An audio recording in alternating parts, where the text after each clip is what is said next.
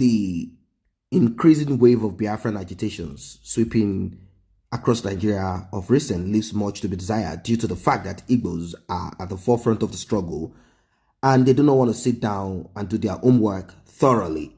This article is written by someone from the southeast of Nigeria. I am not a supporter of one Nigeria, and I will never be a supporter of a fraudulently put together contraption, a business center where a lot of people have not even realized the way out.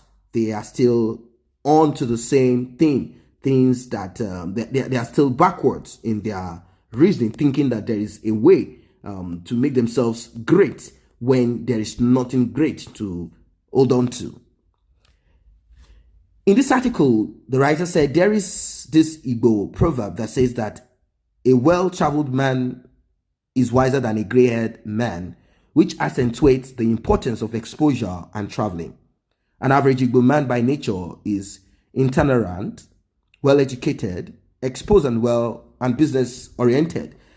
There is hardly any country you will travel in the world without seeing an Igbo man.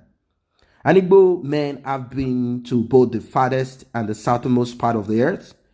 It is on record that the Amazu family of Otolo, Inewi, and Otho Nwabufo, a Nigerian navigator in Russia, all from Anambra State, were the first Nigerians to travel to the North Pole and Antarctica, respectively. Statistics has revealed that a greater percentage of Igbos are living outside their historically and political enclave. Southeast, also, a huge number of Igbo investments and properties are situated in various parts of the country, especially in Lagos State and the FCT, and of course in the north.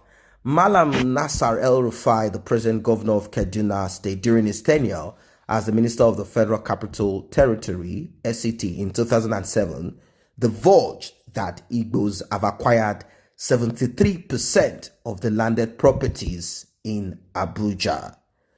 This was contained in a news report by Chuks Okocha of This Day newspaper on May 21st, 2007, titled Igbos own 73% of Abuja land, says El-Rufai.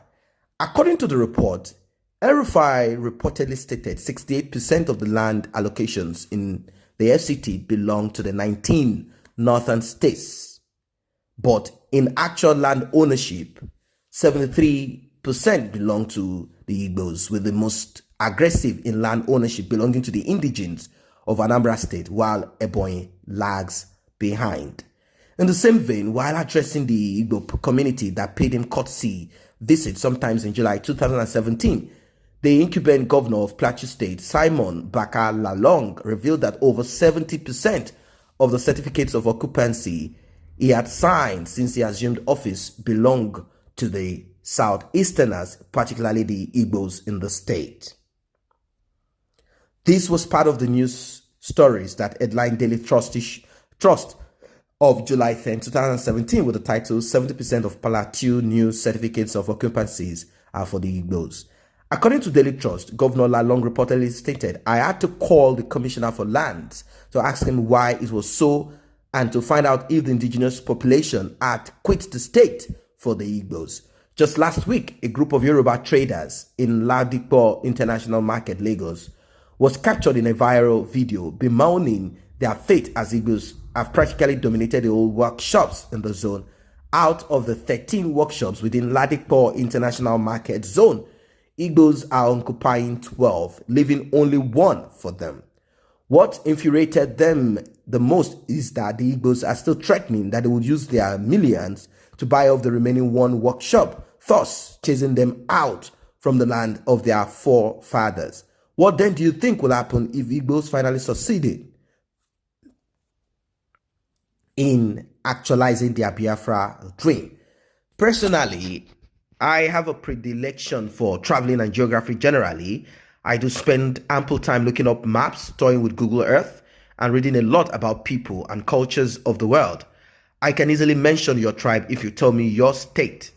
I am so good at history and government. Interestingly, I have been privileged to visit Kano State in the north, and the sheer number of exotic mansions built by my Igbo brethren there, especially around Sabongari axis, is astonishing.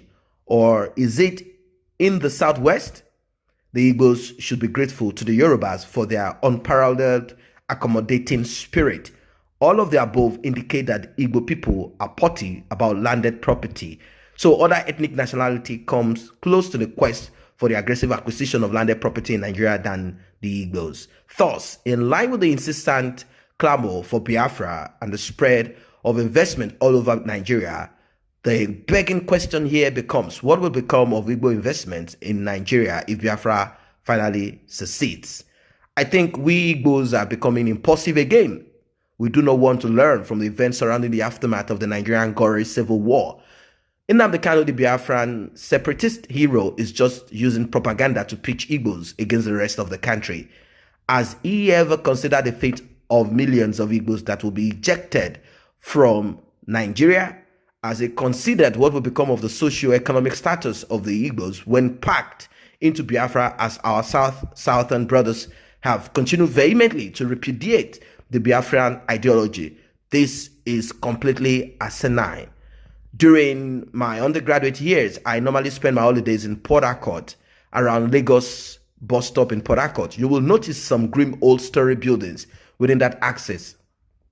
My aunt reliably told me that those buildings were owned by Igbos who could not reclaim them after the Nigerian Civil War.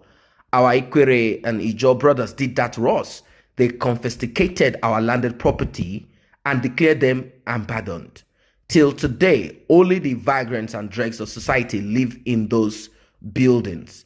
This exactly will play out in Nigeria if Biafra finally succeeds. How? In Nigeria, by the virtue of the 1978 Land Use Act, all land in the country belongs to the federal government. Individuals and corporate bodies who buy land are just mere tenants. The government owns the land. That's why we have the issuance of certificate of occupancy, consent ratifications, and others. As you can see, it's still the same ideology in communist country. So somehow, Nigeria constitution is still partly communist.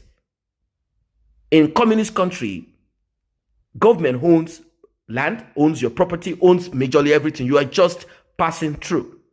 Why can't people own lands? After every 100 years, you have to rebuy that land. That is communism. That is why people are asking for a break of Nigeria and abrogating of certain laws. The law only recognizes some form of compensation should the government have need for your land. When the Biafran exodus finally takes place, the property will revert to the real owners. That is the government via the legal principle of principle referred to as bona vacantia. Similarly, there is this legal principle called quid planto solo cred sedit. That means he who owns the land owns what is on it. All the developments on the land becomes that of the real owners, which in this case is the federal government of Nigeria. What does this imply? It implies that if Biafra materializes tomorrow, all Biafran properties and investment will be taken over by the federal government of Nigeria. This is simply the sad reality. Look at what played out in Bakassi Peninsula. The Cameroonian government chased away the indigenous people of Bakassi and took away their land since they opted to be in Nigeria. That should serve as a big lesson to us. Fellow Igbo statesmen, please wake up from this fantasy. Let us not wash our hands and crack cannons for the foul. We can still make Nigeria better and live in unity with our fellow countrymen. These are the words of this writer, and I want you to drop your opinions, your comments as regards what this writer said. Do you concur? Do you agree to all this? Is this enough for you to stay in this contraption called Nigeria, where there is no social assistant? There is none of these things. A lot of things are not there. Would you prefer, because of your land, do you think the investment of lands, do you think that this should be done in a way that is kind of different? I mean, come on, let's be realistic. Do you think all the investment of Igbos in all the parts of Nigeria is it worth living, or do you think they should sell the land, these properties before living? If Biafra is coming now, Drop your comment in the section below. I think there is a way around all of this that has been put down.